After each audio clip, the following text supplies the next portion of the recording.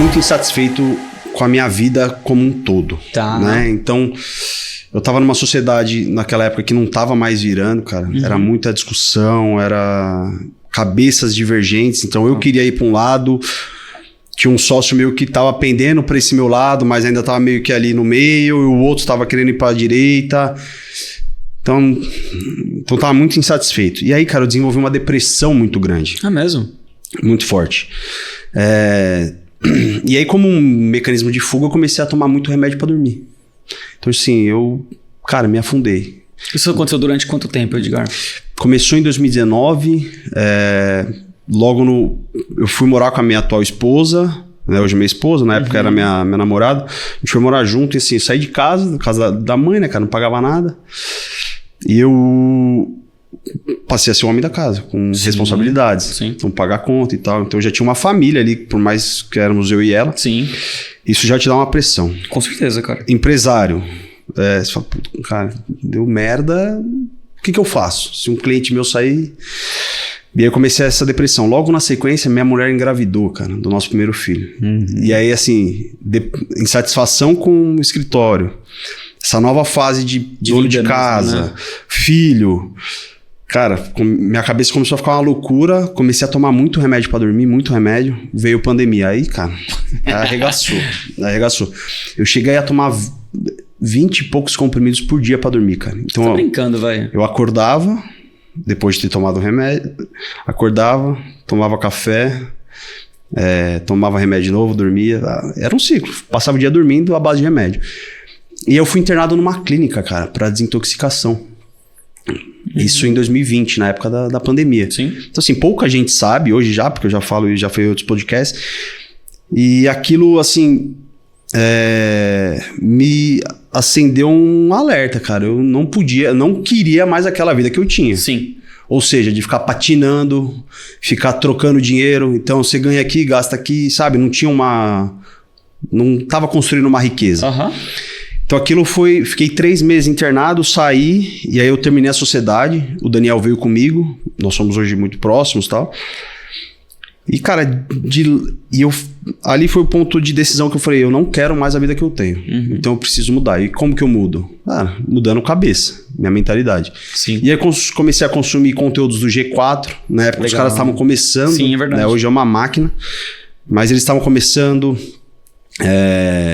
G4... eu sempre falo isso, inclusive para ele, pro Caio Carneiro.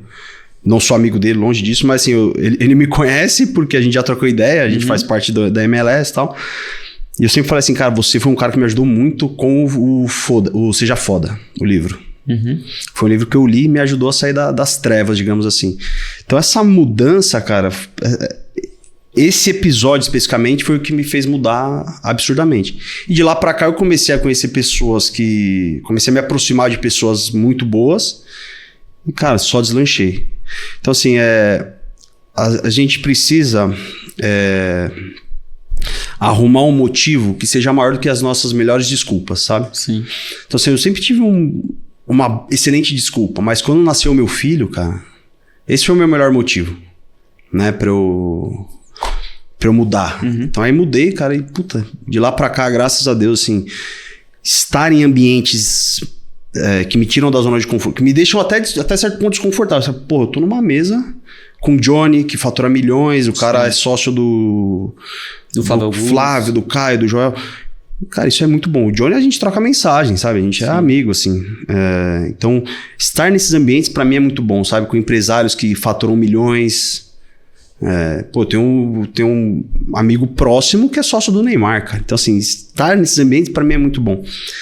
E me faz querer sempre mais e ter uma mentalidade de sucesso. Então, eu acho que não sei se eu respondi a sua pergunta. Sim.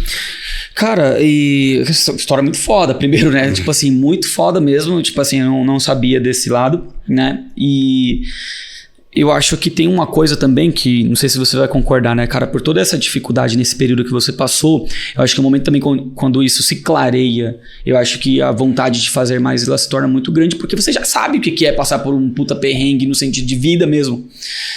E assim, eu acho que o empreendedor, ele é cercado de medo, né? A gente tem medo de perder negócio, a gente tem medo de perder o cliente, você acabou de mencionar isso. A gente tem esses medos e parece que esses medos travam a gente de agir também. Então a gente às vezes tem medo de dar um tiro no sentido de investir algo em pessoas, em uma sociedade, pelo receio do que pode acontecer. Só que quando você já experimentou uma situação horrorosa, você fala, cara, eu passei disso, putz, eu acho que você foi um pouco mais sagaz e talvez um pouco mais apto a tomar alguns pequenos riscos. Lógico que risco tem que ser medido, mas assim, quem não se arrisca a entrar no Energy, que é o que você fez, a entrar no Fire, a se aproximar desses caras, que não toma esse tipo de risco, porque, mas se eu perder tal cliente, botar essa grana, sabe, porque a gente faz muito esse paralelo. Mas quem não se arrisca em algumas situações como essas, tende também a dar uma estagnada. Cara, o jogo que você vai jogar é o preço que você vai pagar, cara. Que você tá disposto a pagar. Então, quando eu entrei no Fire, por exemplo, cara, era uma mensalidade de R$5.000 por mês. Eu não tinha essa grana pra investir num negócio que tava nascendo, né? Sim. E, cara, arrisquei, deu super certo, deu um ROI gigantesco pra mim, deu um efeito associativo ao Johnny. Maravilhoso. Lógico que a gente precisa ter um plano, a gente precisa medir o risco. Mas, cara, se você não tomar risco, cara, esquece. Se você tem medo de tomar risco, sai fora. Esse não é o jogo pra você. Vai ser empregado de alguém, funcionário, sem problema nenhum com relação a isso, mas você não tá pronto pra empreender. Sim. Empreendedorismo é viver